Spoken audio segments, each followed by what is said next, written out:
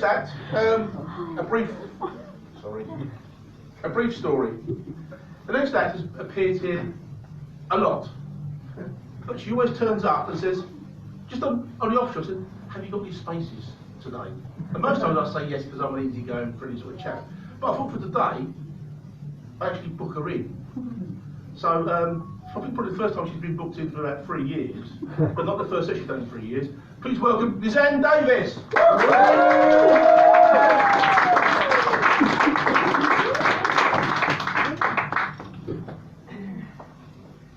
Thank you. I'm feeling very flattered because Extinction Rebellion have personally invited me to join them on their next climate strike. Hashtag Fridays for Future. Unfortunately, I had to politely decline because I'm going to be far too busy cleaning up the planet for reals in my professional capacity as a dustman.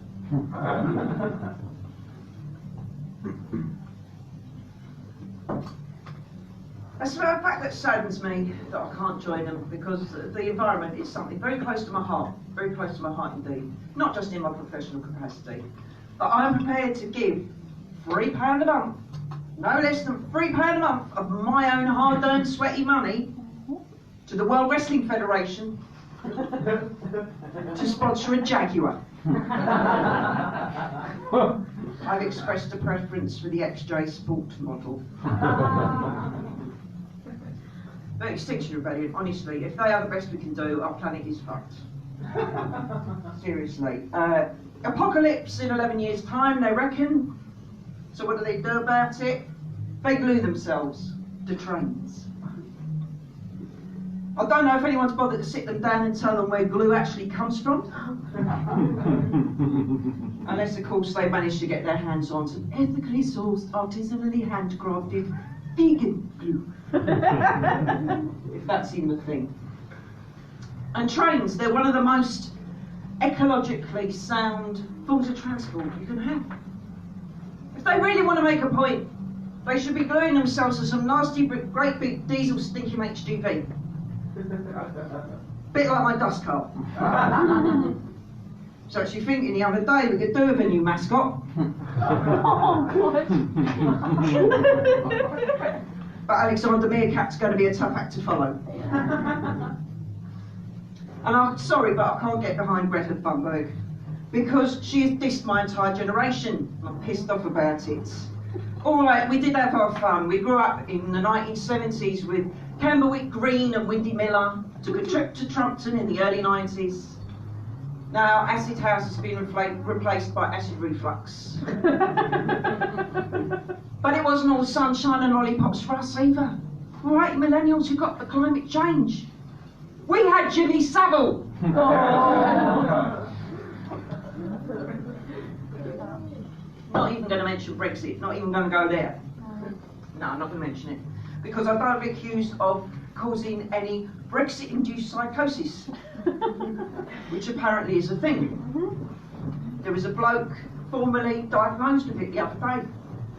To preserve his anonymity, I'm just going to call him Boris, 55, from Westminster. He's awful. He can't sleep, he can't eat, he's getting delusions. The main one is that he thinks he's the Prime Minister of the United Kingdom. I think I'd make a great Prime Minister as it goes. Well, I can't be any worse than the current blonde bomb site in charge, or the praying mantis with kick nails who preceded him.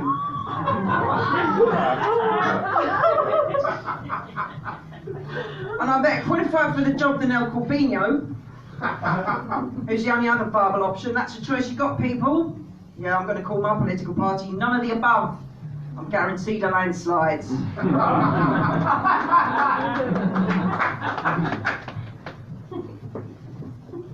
Jeremy Corbyn, right? He's got 2 A-levels, both E's, basically. Thank you for turning up and not using your crayon. I've also got 2 A-levels. Oh yeah. One of which is a D.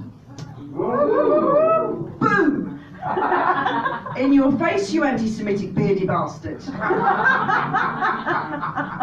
What else can I put on the CV? Oh yeah, I've also got a lot in common with the late great Margaret Thatcher. Way to split the room, if I haven't done so already, between the room and me. Margaret Thatcher, born in October. I was born in October. Margaret Thatcher, she ran the government. I worked for local government. Margaret Thatcher, married to a dentist. I drive a dentist. Right, I've been flashed now. So I'm going to get off now. Thank God I hear you cry. Enjoy the rest of your evening. Be lucky. Good night. Thank you.